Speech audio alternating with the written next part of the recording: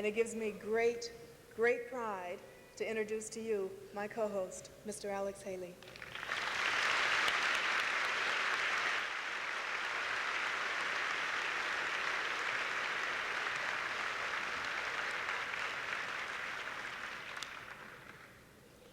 Well, needless to say, I thank you for the reception that you give here in my native Tennessee. That was my first incentive to come here, was it was home. And then I was sitting there listening to the things that Jane was saying, and it kind of tickled me. You know, I always think about it when I hear somebody that looks anything like Jane saying all these things about how nice and this and that and I am. And I think to myself, when I was in school, girls that looked like that ran all over me to get the basketball players. And now,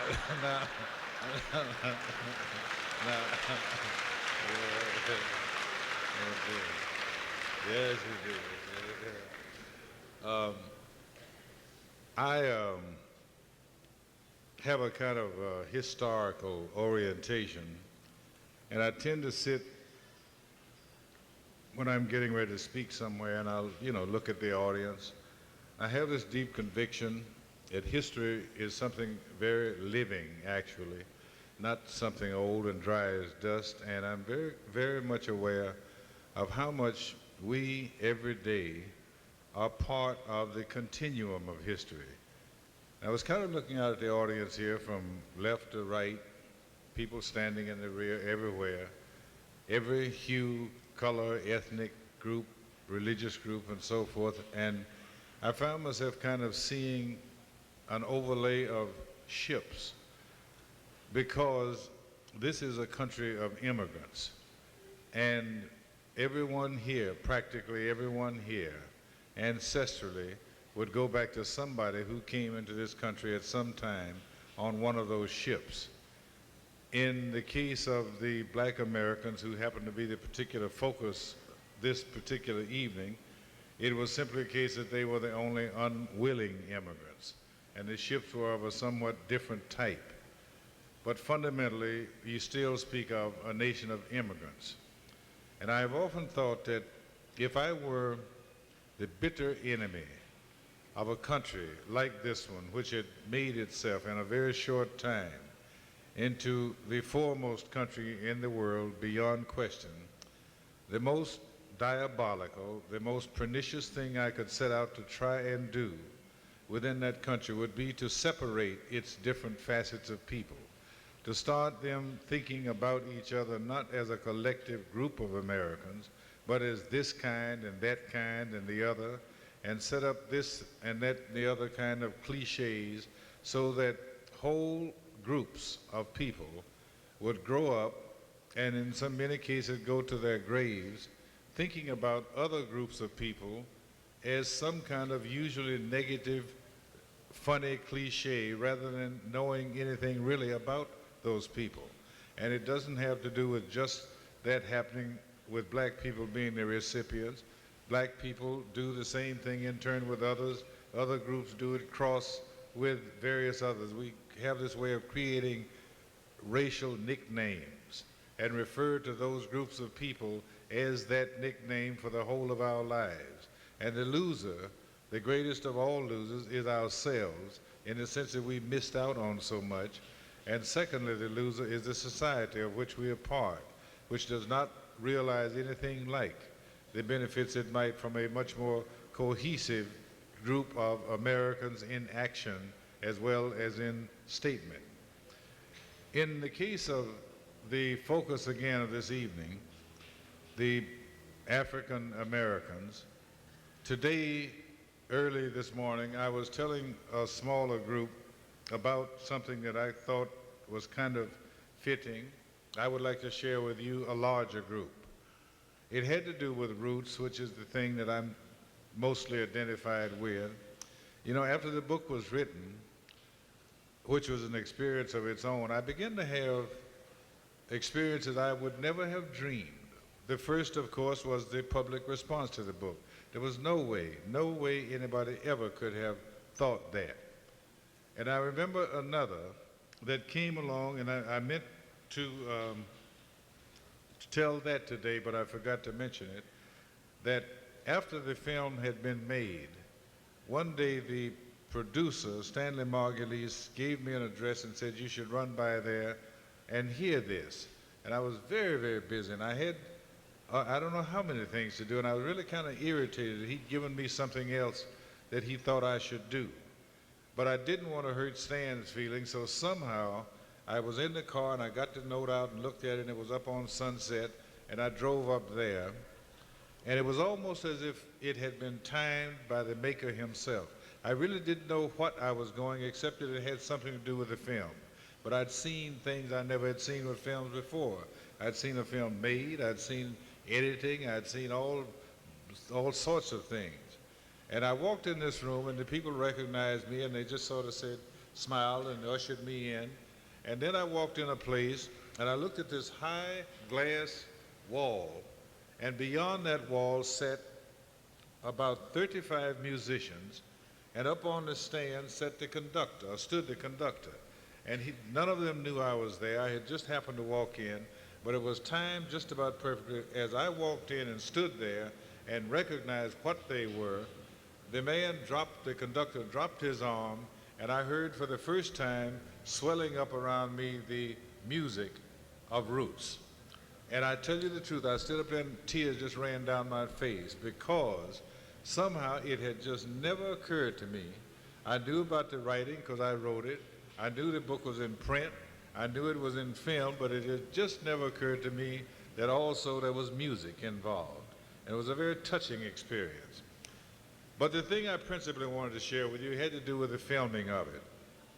About 2 years ago, a genius in television, Norman Lear, and I were partners in the making of a film we drew from my boyhood in Tennessee called Palmerstown. And Norman and I used to sit around and talk a lot. And he was telling me one day, he said, you know, sometimes miracles happen when you're filming. You can get the best writers in the world, the best directors, the best actors, the best everything, but you just simply cannot dream up and contrive that which will happen of its own sometime once in a great while. And it was just kind of abstract information he was saying to me. And I had that experience, or we had that experience filming Roots. When the decision was made to make the film, the first thing was to read through the book very clinically. In that book, in any big book, Gone with the Wind, Shogun, whatever, any book as thick as that, as Roots, you would have maybe 1,500 scenes that could be filmed. If all those films were seen, if all those scenes were filmed, your motion picture would run a week long. That's why every book has to go through this selection of certain critical scenes that when you're all done, you figure you put them together in a certain chronology, film them, and they will carry the thrust of the book. And that's the most you can hope for. I had participated in the reading of the book along with others. We had picked out the 200-odd scenes. And one afternoon at ABC headquarters, I said, well, you know, I realize that we have picked these out.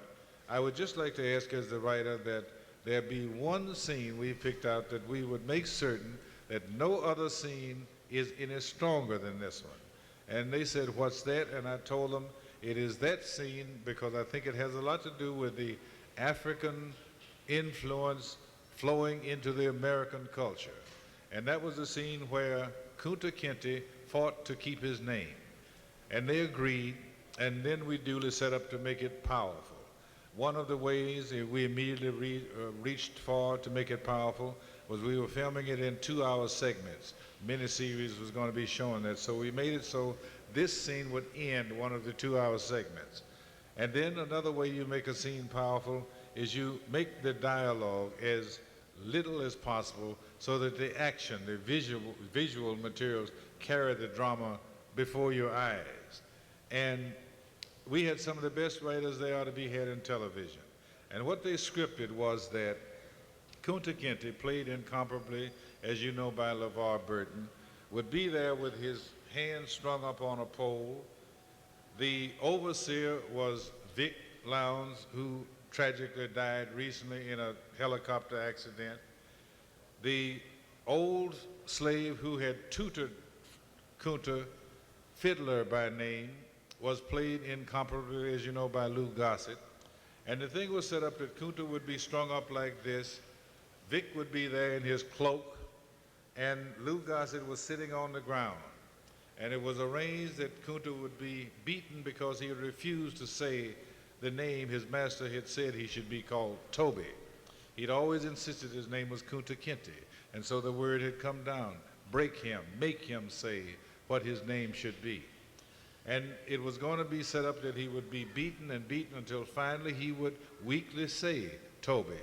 Then the script called for him to be cut down, and it would be that he would slump down and Lou Gossett, Fiddler, would catch him in his lap, and then we planned to just throw the lens wide so the film would just go kind of fuzzy, and the 2-hour segment would end on that, and we figured that emotionally that was about all anybody could stand. We were filming one morning in Savannah, Georgia. Everything went perfect. And the role played by Vic Lowndes, he's a beautiful guy, he was. He played that overseer so evilly. I told Vic one morning, I'm sorry I created you. And, he would say, what's your name, boy? And Kunta, strung up, would say, Kunta. And Vic would nod, the lash would hit 2 or 3 times. His body would just convulse under the force of the blows. And then, again, what's your name?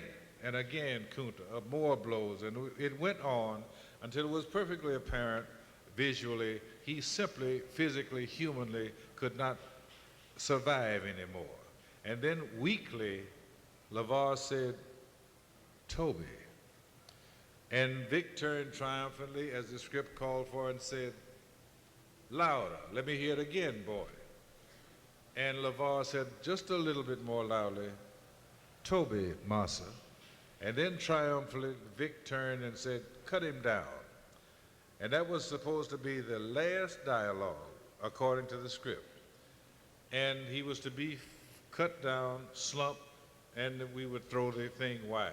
But what happened was, the miracle was, when he was cut down, he did slump, as it called, and he went right into the lap of Lou Gossett, and we were all standing there. There must have been 50 of us standing around. The cameras are set, full of film, 3 cameras going from different angles, the sound boom right where it was supposed to be to pick up what had been said. And instead of Lou just sort of holding him so that we could go ahead and throw the camera out of focus, when we looked, there was Lou, veteran actor, tears streaming down his face, and it hadn't called for tears. And all of a sudden, Lou's mouth opens. And Lou began to talk, and this is almost heretic, and nobody said anything, not in the script. And out of Lou's mouth came, with emotion, what difference it makes what they called you? You knows who you is. You's Kunta. And then Lou convulsed, and he clutched him even more tightly, and he turned LeVar's head like a mother might an infant, very close to face to his, and he spoke words. He said, "There's gonna be a better day." And there was a beat, and then he repeated it. He said, "There's gonna be a better day." And there was just anguish in Lou Gossett's voice. And then there was a click. The last film ran through the cameras, and we used every scrap of it. And it was, without any question, the most powerful scene in the whole of Roots, I think. And I've always liked since to play back to that. All of us talked to Lou later, said, "Man, how? What happened?" And Lou said, "Man, let me tell you something. I don't know what happened. Somehow, down there, sitting there on that ground, I forgot all about being Louis C. Gossett Jr. actor. I went back 150, 70, 80 years, and I was the one who'd been trying to teach this little Guinea boy how to be a slave. But he had taught me something. He had taught me what courage was."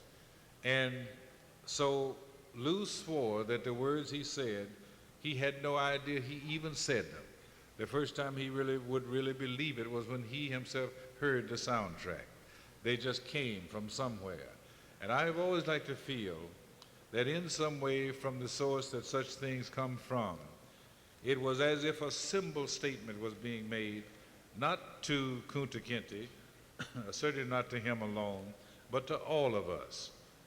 Not only to we who happen to be the legacies of those people who were black, but to those who are the legacies of the other ships that came from the European ports of debarkation. All of us in this country are together in a situation, as indeed this country is with the other countries of the world, sharing one planet. There's nowhere else to go. And here particularly, we are in this country, we have the different kinds, the different groups, and with our great tendency to point up our differences so much that we've almost obscured our commonalities and how alikes we are.